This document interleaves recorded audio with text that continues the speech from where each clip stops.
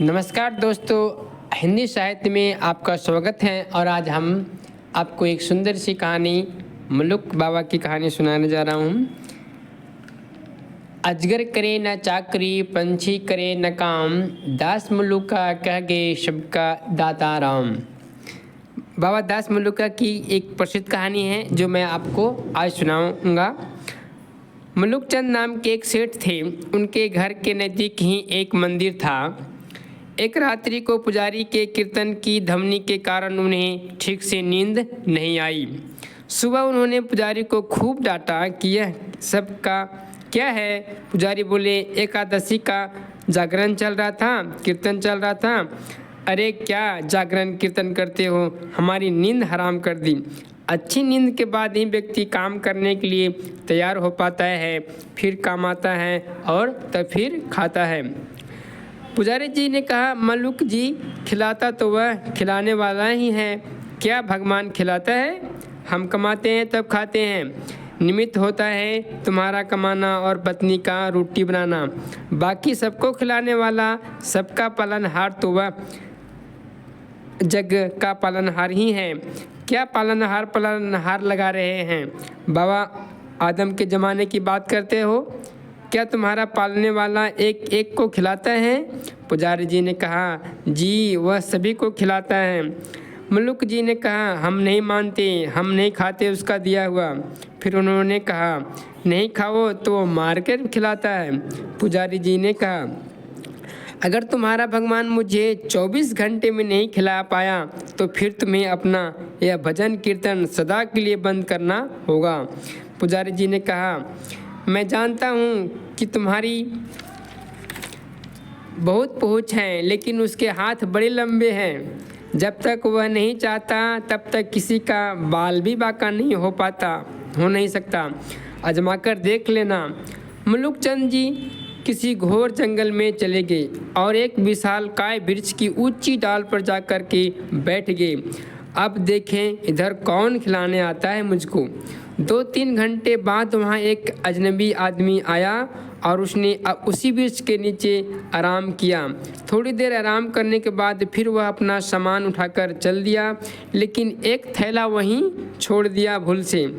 थोड़ी देर बाद 5 डकैत वहाँ से उसी रास्ते से गुजर रहे थे कि उनमें से एक ने अपने सरदार से कहा, उस्ताद, यहाँ कोई थैला पड़ा हुआ है, क्या है जरा देखो। खोलकर देखा तो उसमें गर्मा गर्म भोजन से भरा डिब्बा।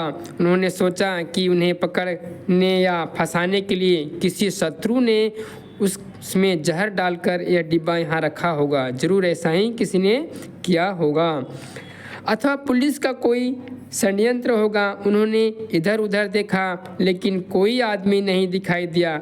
तब डाकुओं के मुखिया ने जोर से आवाज़ लगाई, कोई हो तो बताए कि यह कौन है, यह थैला किसका है, कौन छोड़ गया यहाँ पे।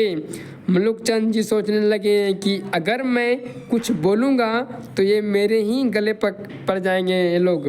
वे तो चुपचाप पेड़ की डाली पर बैठे हुए थे, लेकिन जो सबके हृदय में वास करते हैं, सबकी हृदय की धड़कनें चलाते हैं, वह भक्त वत्सल हैं। वह अपने भक्त का वचन पूरा किए बिना शांत कैसे रहता। उसने उन डकैतों को प्रेरित किया कि ऊपर भी देखो, और उन लोगों ने फिर ऊपर वृक्ष की डाली पर एक नज़र देखा। एक आदमी बैठा हुआ दिखाई दिया। डकैत चिल्लाए, अरे नीचे उतर। मैं नहीं उतरता, मलुक दास जी ने कहा। फिर डकैतों ने कहा, क्यों नहीं उतरता, यह भोजन तूने ही रखा है? मैंने नहीं रखा। मलुक जी बोले, कोई यात्री आया था यहाँ पे और उसने यहाँ पे रख कर चला गया। नीचे उतर, तूने ही रखा होगा। जहर वह मिलाकर और अब बचने के लिए बहाने बना रहा है। तुझे ही यह भोजन खाना पड़ेगा। मलुक चंद जी बोले, मैं नहीं उतरूँगा और खाना तो मैं खाऊँगा ही नहीं। खाना मैं कतई नहीं खाऊँगा। पक्का तूने इसमें खाना में जहर मिलाया होगा। अब तो तुझे खाना ही होगा। मैं नहीं खाऊंगा, नीचे भी नहीं आऊँगा। अरे कैसे नहीं उतरेगा, मैं देखता हूँ। डकैतों के सरदार ने हुक्म दिया, इसको ज़बरदस्ती नीचे उतारो। मलुक जी पकड़कर नीचे उतारा गया। ले खाना खा। उस्ताद सरदार चोरों के उस्ताद ने धड़ाक से उनके मुंह पर एक तमाचा जड़ दिया। मलुक चंद जी को पुजारी की बात याद आई कि नहीं खाओगे तो मार कर भी खिलाएगा। मलुक चंद जी बोले, मैं नहीं खाऊंगा, वहाँ डंडी पड़ेगी। डकैतों ने उनकी नाक दबाई और मुंह खुलवाकर और ज़बरदस्ती खिलाने लगे। अब मलुक चंद जी ने सोचा कि ये 5 हैं और मैं अकेला हूँ, नहीं खाऊंगा तो ये मेरी हड्डी पसली एक कर देंगे।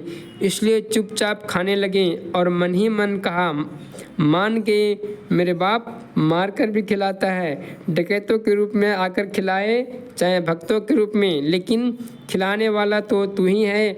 आपने पुजारी की बात तूने सत्य कर दिया। वे सोचने लगे, जिसने मुझे मारकर भी खिलाया है, अब उसे सर्वसमर्थ की मैं खोज करूँगा। वह उसे खिलाने वाला की खोज में घने जंगल में चले गए।